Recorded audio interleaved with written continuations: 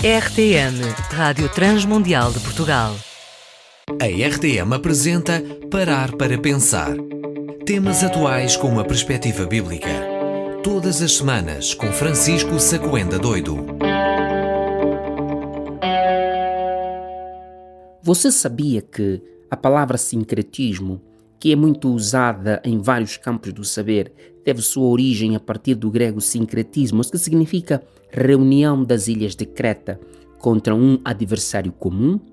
Sim, meu ouvinte, a palavra Creta, que corresponde a uma das maiores ilhas da Grécia, localizada no Mar Egeu, deu lugar ou deu origem a palavras como cretino, sincrético e sincretismo.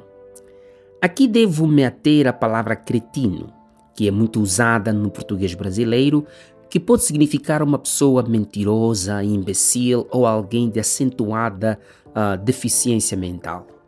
É curioso que esta ideia de que a palavra cretino significa mentiroso está associada à Creta, a grande ilha grega, e ao comportamento de seus cidadãos, e isso tem respaldo bíblico, digamos assim.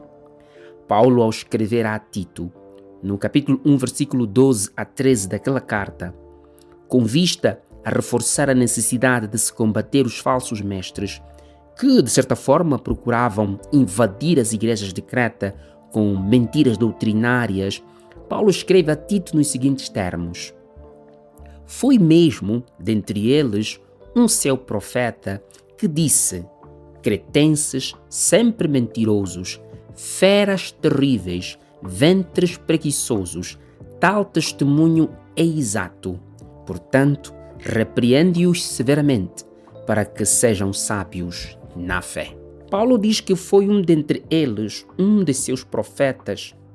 Tudo indica que Paulo está citando parte de um conhecido poema de um filósofo e místico grego, nascido em Knossos, na ilha de Creta, cujo nome era Epimênides.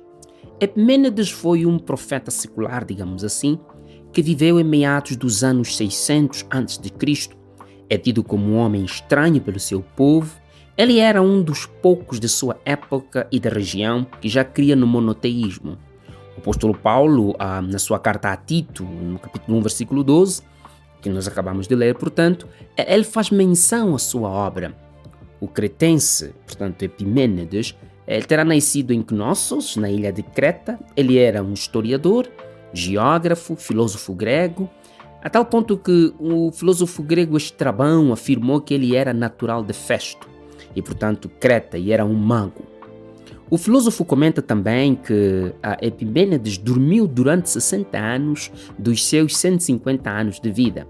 E, de acordo com Diógenes, ele afirma que certa vez, Epimênides deslocou-se a Creta a participar da 46ª Olimpíada, que terá acontecido nos anos 596 a 593 a.C., e livrou a cidade de uma praga. Plutarco também relata a sua visita à cidade e como o cretense livrou a cidade da praga. Quando houve a praga em Atenas, muitos se fizeram de holocaustos para apaziguar a fúria dos deuses, que passavam de 30.000, ou seja, tinha mais deuses e estátuas nas ruas do que pessoas vivendo em Atenas, onde foram até chamar a sacerdotes egípcios e babilônicos para tentar resolver aquela praga, mas sem sucesso. Quando então lembraram o Deus único de Epimênides, então o chamaram. Ele mostrou o erro de adorarem deuses que não poderiam os ajudar em nada e mandou que colocassem ovelhas no alto do Areópago, que estas iriam lhes mostrar o lugar ou o local onde esse Deus queria ser adorado. Então, no ato místico, as ovelhas desceram o Areópago e andaram até um local onde não havia nenhum tipo de idolatria. E ali, os artífices construíram um altar. E como não sabiam o nome desse Deus, a mando de Epimênides, talharam o nome como ao Deus desconhecido. E assim, conseguiram resolver o problema da praga. Este facto foi mencionado pelo apóstolo Paulo em Atos capítulo 17, versículo 23, que, aproveitando-se do ensejo, apresentou o mencionado Deus desconhecido, a qual ele servia e afirmava ter conhecido em uma ocasião em que o mesmo havia se revelado e apresentado a ele para salvar o mundo da condenação eterna. O versículo 12 do capítulo 1 da carta a Tito cita as palavras deste poeta grego, que é conhecido pelo conjunto de poemas, também denominado como Paradoxos de Epimênides. Por isso, uma questão se levanta. Se Epimênides era também um cretense, e aparece aqui afirmando que cretenses são mentirosos, estará ele falando a verdade? Estará ele falando a verdade, sendo ele mesmo um cretense também? Aqui a resposta é simples. Epimênides usou o paradoxo, mas Paulo usou a mesma frase como uma hipérbole, ou seja, um exagero. É como, por exemplo, afirmar que Malanginho não paga renda, ou dizer que os ovimbundos são traidores, ou então dizer que mulheres de certo município ou província não servem para casar. Tudo isso são formas exageradas de reforçar uma verdade que, mesmo não sendo geral, mas não pode ser totalmente ignorada. Paulo diz que os cretenses eram mentirosos, feras terríveis e ventres preguiçosos. Parece que os cidadãos de Creta eram semelhantes às pessoas que vivem em cidades muito agitadas, onde o comércio, a prostituição e a busca pela aparência reinam no seio das pessoas. Existem cidades e bairros em que fica difícil aceitar que alguém está falando a verdade. A história de uma família cristã que albergou em sua casa uma mulher que dizia estar perdida na cidade e sem famílias por ali, e que precisava de ajuda para que, dia seguinte, pudesse ir à procura de seus familiares. O casal, inocentemente, ofereceu abrigo a esta senhora. No calar da noite, afinal, a senhora estava de conluio e combina com um grupo de marginais que estava esperando o sinal da senhora. Por volta das 3 horas, a senhora levantou-se e abriu a porta para os marginais e estes carregaram tudo o que foi possível levar. A família, ao acordar dia seguinte, percebeu que, afinal, a senhora que haviam alojado era uma cretense de primeira categoria. Meu ouvinte já imaginou um país governado por um bando de cretenses? Já imaginou como será uma igreja onde o pastor é afinal um cretense, um ventre preguiçoso? É interessante como o preguiçoso se torna agressivo e gosta de vida boa.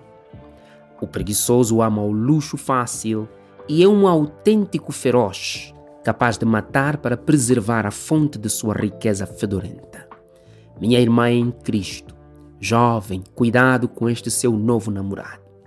Veja bem se você não está namorando um cretense, um mentiroso compulsivo, um ventre preguiçoso que acha que tudo se resume ao sexo, à mesa, à música e a danças.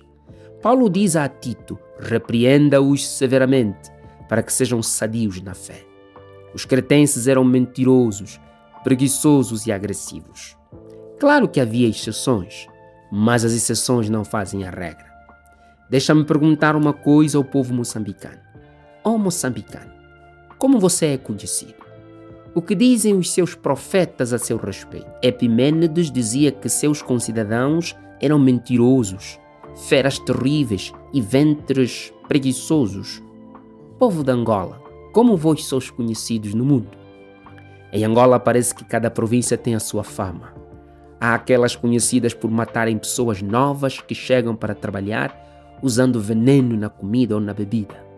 Outras são conhecidas pela tala, pela calúnia, pelo excesso de partidarização das instituições. Há cretenses espalhados por todo lado, carecendo de repreensão profética e de graça do Espírito Santo. Povo de Moçambique, sim, ali em Maputo, em Manica, em Cabo Delgado, em Tete, em Sofala, em Nhambane, em Niassa. Há porventura cretenses no vosso meio? Como cada uma dessas zonas é conhecida? Meu ouvinte, eu espero que ainda que você viva entre os cretenses preguiçosos e ferozes, você é um cretense renovado pela força do Espírito Santo e vive uma vida cheia da graça enquanto cidadão do céu. Pense nisso. Viva feliz com Jesus. Fique com a bênção de Deus. Apresentamos Parar para Pensar, um programa semanal com Francisco Sacoenda Doido. Este conteúdo está disponível nas principais plataformas digitais. RTM. Conhece todos os nossos programas em rtmportugal.org. Uma produção da Rádio Transmundial de Portugal.